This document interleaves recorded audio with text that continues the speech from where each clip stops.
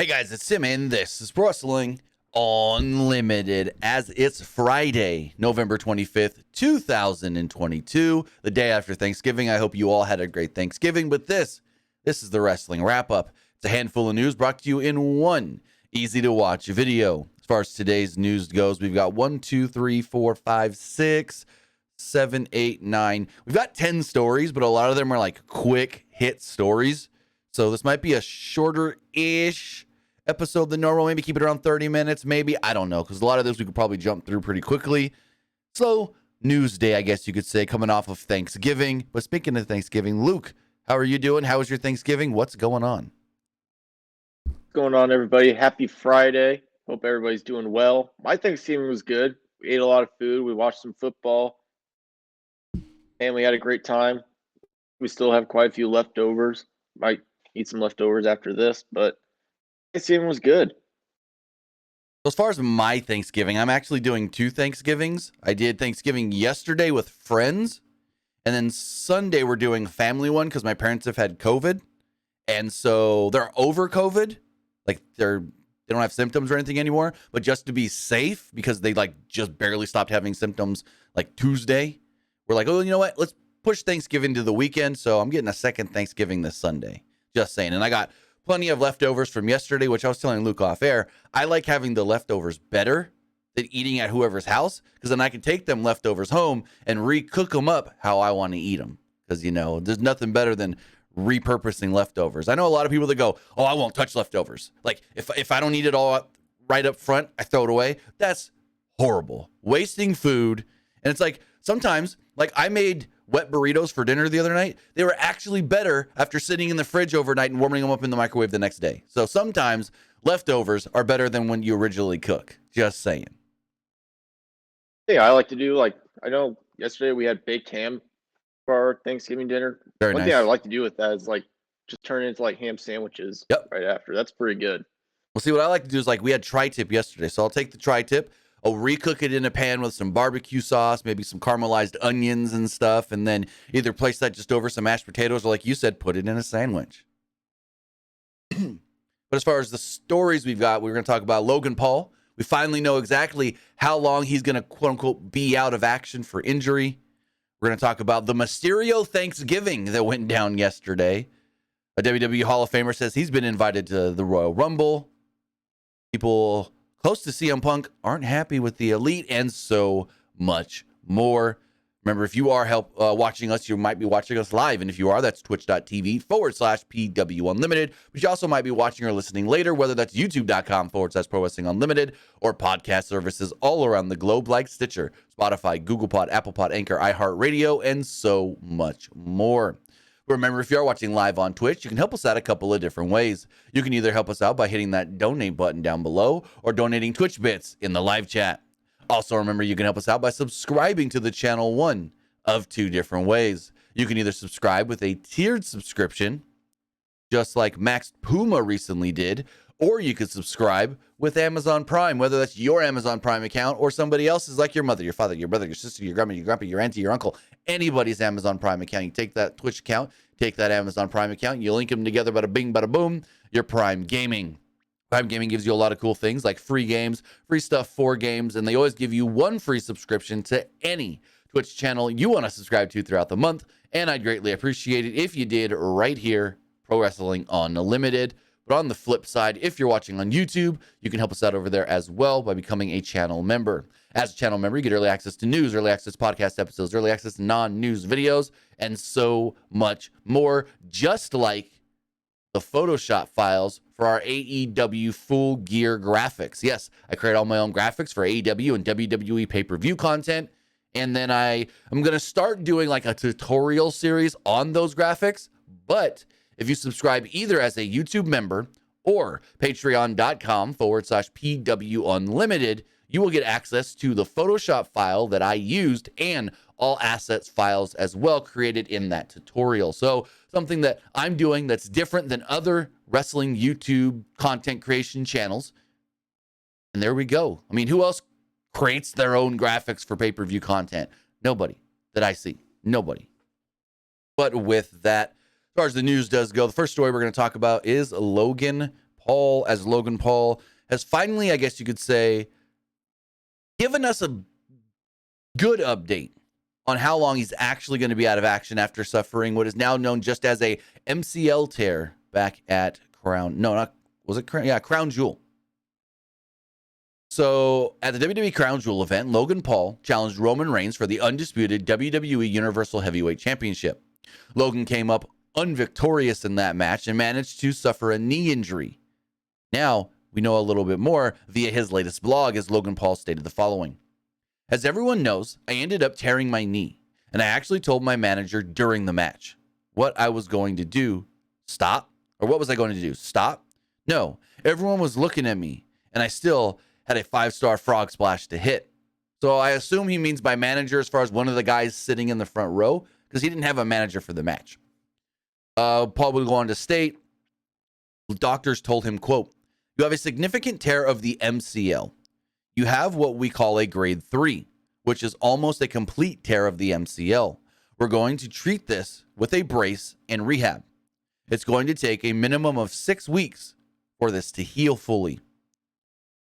Speaking of the rehab, he said that I've been soaking my knee in rice, and it's working. I've been going to physical therapy every day and sports rehab.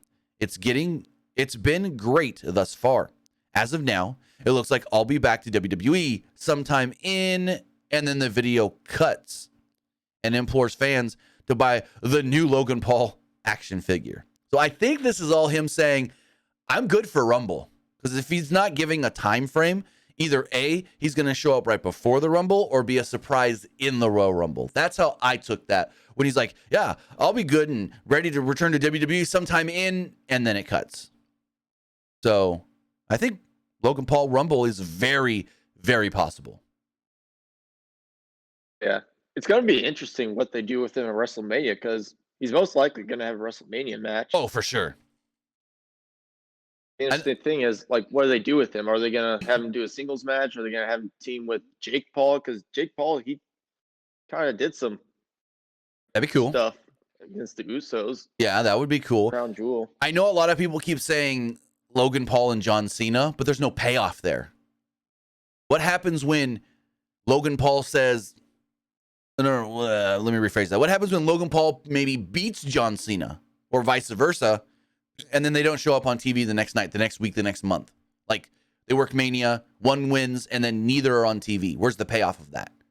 Where's the, okay, this guy just beat, like, say Logan Paul beat John Cena. Oh, you just beat 16-time world champion John Cena. Parlay that into maybe another title shot. Parlay that into another big match against someone like AJ Styles. But if you're not going to be on TV right away to take advantage of that big win, what's the use? So I think he needs to be facing somebody, win or lose, that's on the current roster. Absolutely. So we'll see where all of this goes. We'll see when he returns. But if we say 6 weeks from today, that'd be 1, 2, 3, 4, 5, 6. Would be roughly the first to second week of January. Rumble's the final week of January. So yeah, well, kind of final week of January. January's got an extra half week there. So he could, in turn, if all of his rehab goes well, be ready for the Royal Rumble. And I've always expected he was going to do the Rumble. And now that he's going to be cleared in time, hopefully, I think it's very, very, I guess you could say, possible. Probably just trying to, like, keep it a secret so that he can be surprised about it. I think he can do some cool things in the Rumble.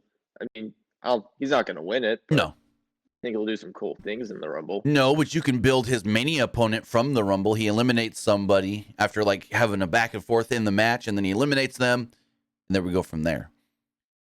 Dylan13 in the Twitch chat. All I'm going to say to your answer is I don't have an answer on Naomi, and I'm not going to answer the rest of that because I do know the spoiler on who's going to get announced tonight, or should be getting announced tonight for the final War Games spot in the women's match. But I'm not going to say that here just in case people don't want to be spoiled. But I'll just say it's not Naomi, and there's no update on Naomi. But we spoke about Royal Rumble.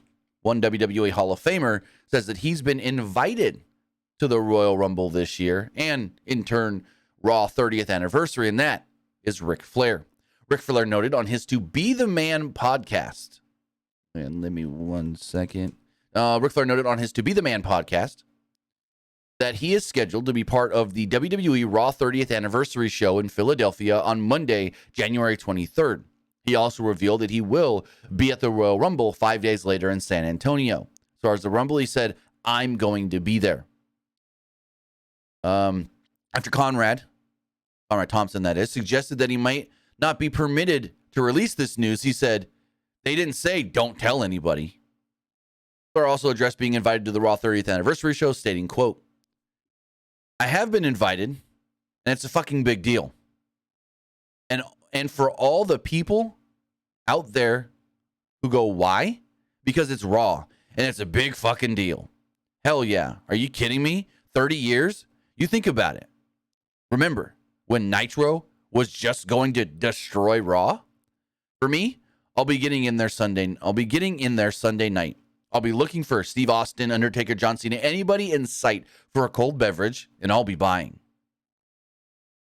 So there we go. Ric Flair says that he will be at the Raw 30th Anniversary special, and that subsequently, he's going to be at the Royal Rumble as well. I don't think he does anything at the Royal Rumble. Like, Ric Flair ain't going to work a match, but if Charlotte's back by then, maybe he accompanies her to the ring, or that's Charlotte's surprise return and he accompanies her to the ring. That'd be fun. That'd be cool to see. But I know I didn't speak about it, but Rick spoke recently saying that he doesn't talk to his daughter, Charlotte, or Ashley, whatever you want to call her, about wrestling stuff much. It's more just personal life stuff. So maybe he said that to throw us off and that he is going to come back and do something with her. Everything's on the table right now as Rick's scheduled for both of those shows. Very cool. Very cool. Also, I think what they'll do with Rick, kind of like what they do, like some pay-per-views, they'll have like legends like sit in the crowds, like, oh, these are legends that compete in like this match, or like. That's a big Triple H thing. Like Triple H really likes to pay homage to the past like that.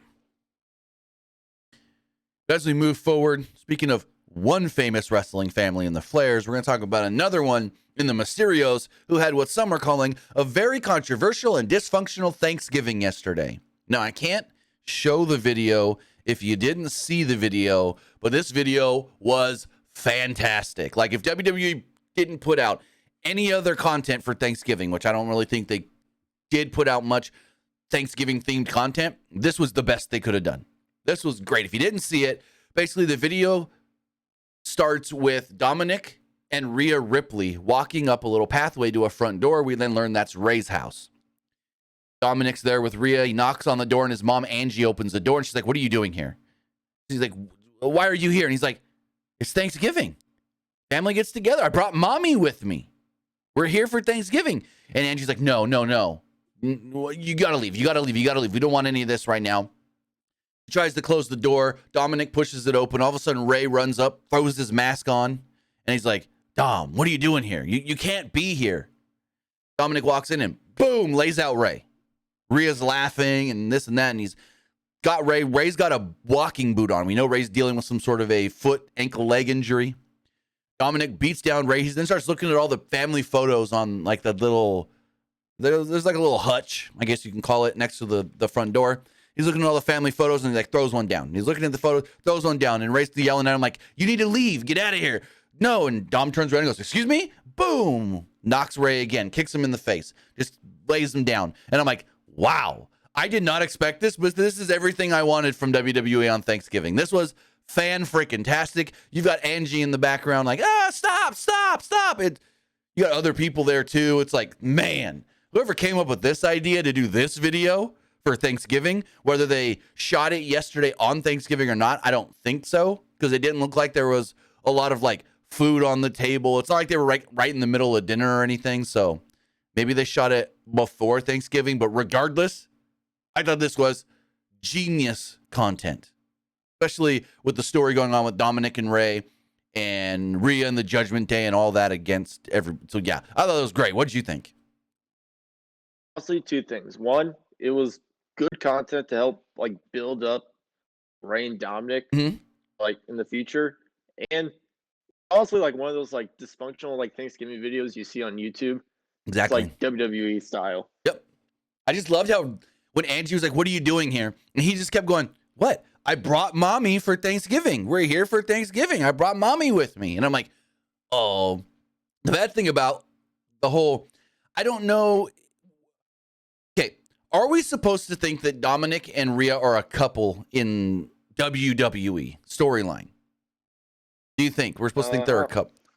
I don't think so. Because this video would make you think yes, possibly.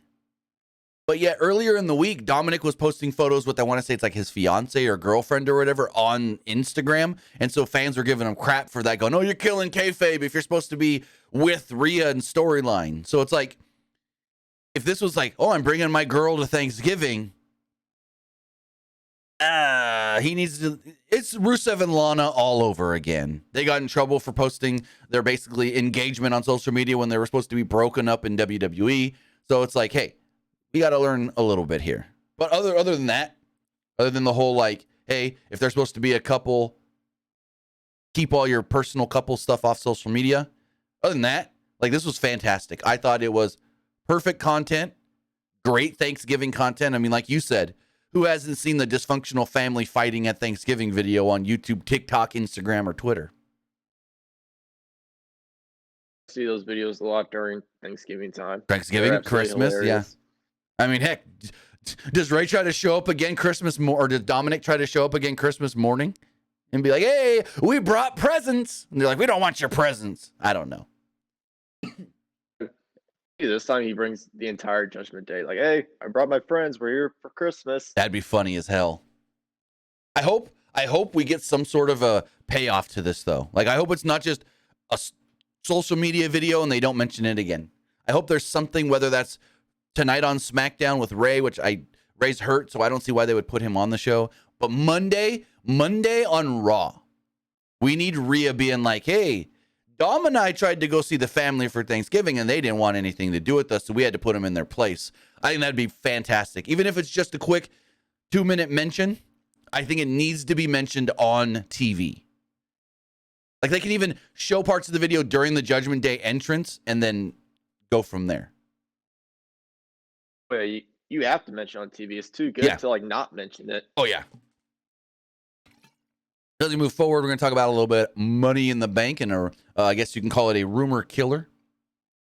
Been rumors going around stating that WWE wants to move Money in the Bank from its own standalone pay-per-view back to WrestleMania. We have an update on that as far as that rumors of LA Knight possibly being in the Money in the Bank next year, and all that from Fightful. As Fightful writes the following: no, the Money in the Bank winner is not decided.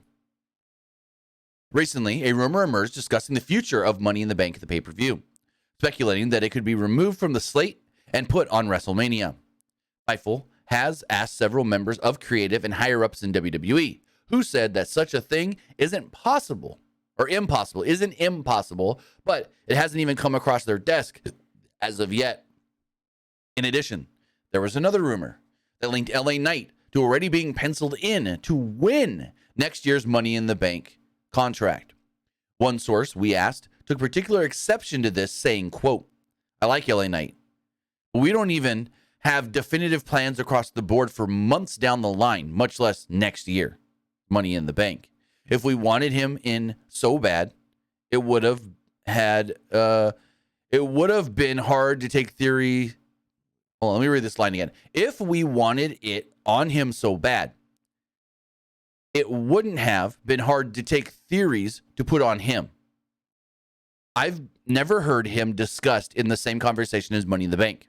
Not that it couldn't happen, but he's a great performer, but it's not been discussed. So basically what they're saying is, if they wanted now saying, "Oh, well, next year, this guy's winning Money in the Bank because we want him to have Money in the Bank," they're saying that it wouldn't have been hard to do a storyline to where he beats Theory for the Money in the Bank contract, and that nobody is discussed for Money in the Bank next year. I mean, Money in the Bank, say they do move it to Mania, that's still January, February, March, April, 4 months away. Say they do its own pay-per-view, that's 6 months away. 7 maybe, depending on if it's in June or July. So yeah, just a little rumor killer there of, no, There are no discussions as of right now of Money in the Bank going back to Mania, even though I think that would be a cool move to do. Yet, I think if you have a men's and a woman's Money in the Bank, it should be on a separate pay-per-view because 2 Money in the Bank matches on a WrestleMania, that's already a loaded show. I mean, you could do one match night 1, one match night 2. That would work. But if they ever go back to a one-night Mania, yeah. I like Money in the Bank being its own show. But as far as anything being discussed, nothing's being discussed so far for next year's Money in the Bank. So, I wouldn't mind them putting Money in the Bank back at WrestleMania because, like, one, like, it's cool. Like, it started off at WrestleMania, so you can put it back there. Again, though, like, a positive of having Money in the Bank as its own pay-per-view because I feel like tickets would sell more than, like, WWE saying, like, hey, come see Backlash. Exactly. Plus, with it being men's and women's, yes, like I said, 2 nights of Mania, cool. We don't need 2 Money in the Bank ladder matches on a single night of WrestleMania because that would just make it way too long. But I agree with you that having Money in the Bank its own pay-per-view would also generate more revenue than doing just a Backlash or a Payback or a Judgment Day show. As far as, like, go for it. As far as, like, the LA Knight thing of him winning, like, yeah, like, I wouldn't mind it, but, like, you think he would cash in successfully? That's a tough one. I think it depends on who the champion is. If I doubt it's still Roman by then, but if it is, no. If it's like a Seth Rollins or maybe even a Cody Rhodes, maybe. But it's like, I think they like him a lot. I don't think they like him world champion a lot. And maybe that's just because we still haven't seen exactly how Triple H is going to push him. And so he's only been pushed kind of... I say we see how he comes out of this Bray Wyatt story and go from there. You also got to think, though, like, in NXT, like, he didn't really compete. He wasn't really in, like, a storyline for, like, any, like, world championship, though, in NXT. No, his major thing in NXT was the $1 million title. So, speaking of NXT, though, there's one NXT wrestler who is currently out with an injury. That's Ariana Grace. And in a recent interview with Fightful, her dad, Santino Marella, gave an update on her actual injury, stating, quote, Ariana Grace is signed with NXT, but sustained an injury that sidelined her for the majority of this year. Santino stated that she's rehabbing the injury now, and they're hopeful for a spring return to the ring, and called the whole situation a waiting game. He's also fine with her not using her name or his name in NXT, so she's able to carve out her own path without having to draw any comparisons to him, Santino Marella, or what's his real name? It's Anthony. I always forget the last name. Santino Marella, real name Anthony Corelli. That's it. Anthony Corelli. So he says that, she's still waiting on when she can get cleared. They don't think she's going to get cleared till at least the spring. We'll see where it all goes. WWE didn't really use her on television yet. I don't think I think she had like some matches on Level Up is what they call it, I think. But other than that, I don't know if she's worked any actual NXT matches. I'm going to look it up really fast. Let's see. Her matches. So she has worked. Nope, those are live. She has worked some NXT show. Actually, she's worked way more than I thought on NXT. She's worked 1, 2, 3, 4, 5, 6, 7, 8. She's worked 9 matches on television. Okay. I did not think it was that many, but cool. As far as on NXT television. She's also worked a handful of matches on Level Up, which I know I'd seen like photos from, so unfortunate that she's out with an injury. I think it's a leg injury, a knee injury, but I'm not 100% sure on that one. Hopefully she gets better and she can be back soon. Yeah, not much. It would be interesting to see what they do with her, like more on NXT. Because she's got a background in like jiu-jitsu and all that kind of stuff. She's got a real, fighting background. She's trained and all that stuff. So I think once they feel like she's good enough within pro wrestling, then they'll maybe incorporate some of that stuff. But that was just one of the quick hit stories I had just to tell you guys, hey, She's still recovering, hopefully this spring. As we move into our block of AEW news, looks like some close to CM Punk were not happy with what went down this week in the six-man tag on Dynamite, as the following comes from F4W Online as they write, quote, "People close to CM Punk were not happy about what happened during the Elite versus Death Triangle match on Dynamite. Kenny Omega and the Young Bucks mocked Punk and referenced the backstage altercations from All Out 2022 throughout the match. Our own Dave Meltzer addressed the recent reactions some had on a recent Wrestling Observer Radio, stating, quote, I know there's people close to CM Punk that were, boy, they were not happy with that six-man tag match. AEW Dynamite on Wednesday took place in Punk's hometown of Chicago, Illinois. References to the Elite made to Punk included Omega using the GTS on Pac, performing Punk's go-to-sleep taunt, biting Pac's arm, and Matt Jackson mocking Punk for his failed buckshot lariat attempt. Omega would then later post on social media thanking Kenta for letting him use the GTS, stating, quote, "Thank you, Kenta. Always a good brother. Bullet Club for life." So yeah. Also, the interesting thing with all of this is Kenny Omega's Sports Illustrated interview, where he said that the fans need to let it go, that it's not Kenny Omega and the Young Bucks against CM Punk, and that we want to put this in the past. Well, hey, motherfucker, if you want to put it in the past, don't reference it in freaking matches. Like, don't contradict yourself there and be a hypocrite. Just saying. Yeah, like that whole like CM Punk references on AEW, it was very unprofessional. Like AEW kind of handled this whole thing like very poorly, in my opinion. See, That me, go for it.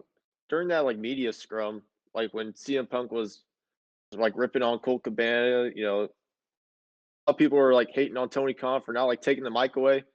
Well, did like another media thing during Full Gear. Someone asked him why he didn't take the microphone away. I can't remember what his answer was. I remember the question, but I think it was like he said something along the lines of like, I didn't know exactly where Punk was going to go with this, and I didn't think it was going to lead to anything afterwards. Something like that. But it's like, as far as them referencing the Punk stuff in the match, I found it very unprofessional. I didn't like it. I tweeted that I didn't like it and all that. But what just really got me was the whole Omega line before in his Sports Illustrated interview where we want to put this in the past. We think the fans should put it in the past and let it go. Well, how about you take your own advice and let it fucking go? How about that? Just saying. As far as AEW does go, and wrestlers that we haven't seen in a while, one is Scorpio Sky. And apparently, according to a new report from Fightful, there's no plans for Scorpio Sky right now at all in AEW, as Fightful writes the following. With several wrestlers in AEW out of action and others headed back, fans have asked for updates from some of those absent stars. Scorpio Sky has been out of action for nearly 5 months since losing the AEW TNT Championship to Wardlow in their street fight on the July 6th Dynamite. Scorpio had been dealing with a leg injury in the months that led to his departure, which put him on the shelf. However, Fightful has learned that Scorpio Sky has been cleared for quite some time and has been eligible for an in-ring return. However, thus far, no creative plans have been put forward. He was at another episode of Dynamite over the summer and filmed some content, but that content ended up not airing. That content didn't end up airing. So yeah, they've got guys on the shelf, and then it's like guys are coming back from injury, and it's, well, we got too many guys on TV already. Sorry, you've been out with an injury. You're going to sit out longer. That's just what it feels like. That they have too many guys, and when people are ready to return, it's like, oh, yeah, we've moved past you, and we kind of can't just fit you in because it doesn't really fit. Unfortunate, very unfortunate, and that's why we've been talking. I think we've both mentioned it for a while now that there's too many people on the damn roster. Yeah, like, sure, some people in AEW are probably upset about this, like having too many like guys on the main roster. Like, it was last year. Someone left AEW because I can't remember who it was. Someone left AEW because like just It's hard for them to be on TV because they kept bringing in so many people. I forgot who that was. It was one of the Dark Order members. It was either Alan Angels, who is now just going by the name Angel in Impact, or it was Stu Grayson. It was one of them, I think it was. I could be wrong on that. Correct me in the chat or the comments below. But I know what you're talking about, where they're like, yeah, I can stay here and hope to get on TV and hope to wrestle, or I can go and work the indies and go to sign with another. It might have been Alan Angels. Go work the indies and sign with another company that will actually use me. So there's been a lot of discourse on that of Tony Khan bringing in too many people. When someone's available, he just brings them in and not think about, well, if they're slotted and brought in, who's now losing their spot? It's unfortunate. And it's like people are also giving the same criticism to Triple H, but he's not bringing in quite as many as Tony Khan is or has. So, like, when AEW first started, they started out with guys like Joey Janela, like Sonny Kiss, guys who like good on the indies, but now like they're getting their own like shine in AEW. Right. Then they brought in guys like Adam Cole, they brought in Bryan Danielson, Kyle O'Reilly, guys who are TV ready. And now it's like, okay, what do you do with the guys that they started out with? Right. It's like, I get it. They brought in all these guys that they wish they could have had when they first started in 2019. But what about the guys that helped get you to where you were to make your company enticing enough for those people to jump? You're now pushing them. And it may have been, now you say it, Joey Janela was maybe one of the ones that said that. The whole, yeah, I'm going to leave and go do something else because they ain't going to use me. So it might have been Janela now that you say it. Someone let me know in the comments or the live chat. But you're not wrong there, where it's like, yeah, they brought all these people TV ready. But what about the people that they were teaching to be TV ready, or they were basically TV ready and just needed a little bit of a shine, a little shoe polish to make them perfect for TV? I mean, one of those that we haven't seen forever. Where's Sonny Kiss been?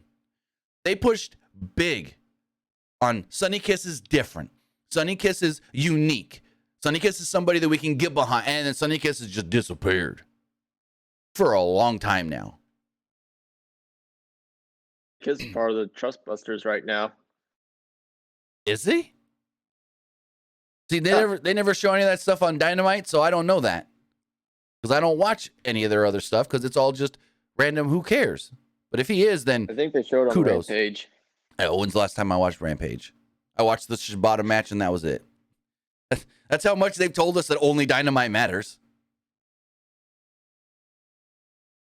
But as far as wrestlers being injured, Dustin Rhodes has been out with an injury. And on a recent episode of Talk is Jericho, actually talked about a possible career-ending injury or career-threatening surgery to an injury, as AEW star Dustin Rhodes has revealed that he needs a surgery that might be career-ending.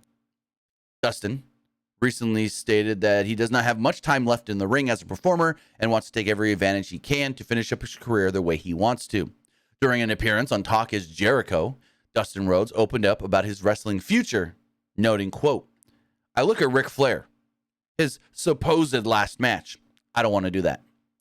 So long as I can go out of the business and still walk. Because I do need a couple of knee replacements, but that's fine. I'll get the knee replacements. I'll be fine. I'll be able to walk around. But I just remember getting in the business and seeing a couple of the old timers on walkers and in wheelchairs. I'm like, I don't want to go get to that point."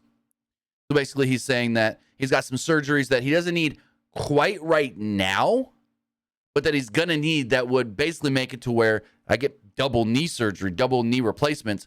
I ain't wrestling no more. I know he's dealing with some injuries and he's hopeful to be back in the next couple of months, he said in another interview, and we'll see when Dustin Rhodes can make it back, but it's unfortunate. I mean, no one thought when he signed with AEW that he's going to be out there doing as much as he did, but he had a lot of great matches, especially that first Double or Nothing match with Cody. And so kudos to Dustin for not only doing more than anybody expected him to do in AEW, but now he's got his school in Texas where he's training people.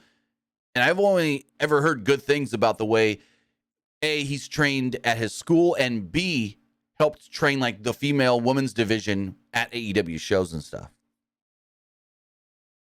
Yeah, it's very unfortunate. They started off strong with him. Like when he first started in AEW, they started off Yeah. strong with him. Now it's like kind of like after like Cody left, they kind of gave up on him a little A bit. little bit, but I wouldn't go that far and say that, but I get what you're saying. He last worked the match. His last match in AEW was back in August. It was a ROH World Title match against Claudio on Rampage. That was his last match. Before that, he hadn't worked in 2 months. He worked the Royal Rampage. And then 2 months before that, he fought CM Punk. So in 2022, his match frequency has been a lot less than it used to be. As far as wrestlers who we don't really see much more on television, that we used to see featured pretty good, the Varsity Blondes. And in a recent interview with, let me pull it up right here. In a recent interview with Wrestling Inc., Brian Pillman Jr. actually discussed his lack of TV time and also talked about signing new deals with the company, as Pillman stated, quote, "That's just the nature of the beast. We all want stuff to happen right away. But they did sign me and Griff to some lucrative long deals. So it's not like there isn't food on the table. But there comes a certain aspect where you start to get hungry for more and you want to get back in the spotlight." Pillman Jr. added that he still has a, quote, "few more years left on his initial AEW contract, despite his booking with AEW. Pillman Jr. did state that he didn't seem any bitter about other opportunities, stating, quote, "And a lot of my work, I'm just starting to take more pride in because no one else will for you. No one else is going to give you that push. You got to kind of push yourself sometimes." Now, we do know that he hasn't worked on AEW television since the Rampage on October 7th. When they dropped the Varsity name, they're just the Blondes. He is working this weekend at WrestleCade, so he's still getting out there and wrestling, but he doesn't seem too upset because of that new lucrative deal. He said there's still food on the table, and I guess his mindset is they'll put us back on TV when they put us back on TV. I mean, yeah, like if AEW signs you to a lot of money, but they don't use you, it's like I already got the money. Like I'm cool. Yeah, I see it as like a win-loss at the same time. It's like, yes, I want to sign the new contract because it's good money, but at the same time, it's like, do I lock myself in and still get used the way I'm being used, not greatly? That's the big takeaway, if and but about it. But kudos for him and Griff both getting new deals with AEW. Basically, they're extensions because he said we still had a couple of years left on our deals, and then they extended the deals. But as far as AEW does go, a few AEW wrestlers are slated to be working upcoming New Japan shows. Well, that's Wrestle Kingdom. We know Wrestle Kingdom is taking place on January 4th, but New Japan Pro Wrestling also announced that on January 21st, we'll be getting Wrestle Kingdom 17 Part 2, as they stated the following. The Wrestle Kingdom 17 party will not be finished with the Tokyo Dome. After January 8th, 2022, saw a third night of Wrestle Kingdom sell out the Yokohama Arena. January 21 will see this special festival of an event for the second year in a row. This year, New Japan Pro Wrestling and Pro Wrestling Noah collided on a card full of interpromotional matches. What does the special night have in store for 2023? Stay tuned for more information. So they didn't quite fully say there that it's going to be another New Japan, and I'm going to pull up their actual website post because that was just from the press release. Yeah, it doesn't fully say that it's going to be New Japan versus Noah again, but they did allude to that taking place January 21st. That's really cool. They're going to have another, I guess you could say, big event coming up at the end of, so they got Wrestle Kingdom at the beginning of the month and another Wrestle Kingdom at the end of the month from Yokohama Arena. Very cool. I can't wait. We already know a number of matches for Wrestle Kingdom on January 4th. We know that the IWGP World Heavyweight Championship will be on the line when Jay White defends against Kazuchika Okada. The IWGP Women's Championship will be on the line when Kairi has her first defense against Tam Nakano. The NJPW World Television Championship will be on the line as they're crowning the first champion. It's Ren Narita against Zack Sabre Jr. The IWGP United States Championship will be on the line when Will Ospreay defends against Kenny Omega, and the IWGP Junior Heavyweight Championship will be on the line in a four-way match as Taiji Ishimori defends against Master Wato, El Desperado, and Hiromu Takahashi. Any thoughts on Wrestle Kingdom? I think it's going to be very exciting. If AEW is like having their wrestlers like compete at Wrestle Kingdom, then I'm glad that AEW is like returning the favor for New Japan, because New Japan has done a good job of letting their wrestlers on like Dynamite or like their pay-per-views. Well, I'm glad that AEW is like returning the favor. So we know that Kenny is working Wrestle Kingdom, but I've also heard that maybe FTR as well, but we got to get through the tag league to find out who's going to challenge them, because they're the IWGP Tag Team Champions. But with that, guys, that is everything we've got here for the Wrestling Wrap-Up, Friday, November 25th, 2022. Tonight is Friday Night SmackDown, so let's run down that really fast. We're going to throw that up on the screen. We'll show you everything that WWE does have announced for the show. WWE has right here. We do know that in a War Games Advantage tag team match, it will be the team of Drew McIntyre and Sheamus against the Undisputed Tag Team Champions, the Usos. The winning team will earn their team the advantage for War Games. We also do know in a World Cup semifinal match, Ricochet will be going one-on-one with Braun Strowman. Also, in a World Cup semifinal match, Butch will be taking on Santos Escobar. And finally, in a tag team match, Raquel Rodriguez will be teaming up with Shotzi to take on the team of SmackDown Women's Champion Ronda Rousey and Shayna Baszler. And finally, the final woman for the women's babyface War Games team, I guess you call it Team Belair or whatever, will be announced tonight on SmackDown. We will finally know who the fifth member of that team will be. We know it's Bianca Belair, Asuka, Alexa Bliss, and Mia Yim Michin, whatever name she's going by today. So with that, guys, every time I say Bliss's name, my Amazon Echo goes off. But with that, guys, that is going to wrap everything up for us here on the Wrestling Wrap-Up. I'll be back live tonight for Friday Night SmackDown. Maybe I can entice this guy to join me as well if he's going to watch. We'll see. Have a great rest of your Friday. We'll see you next time. Have a good one, guys.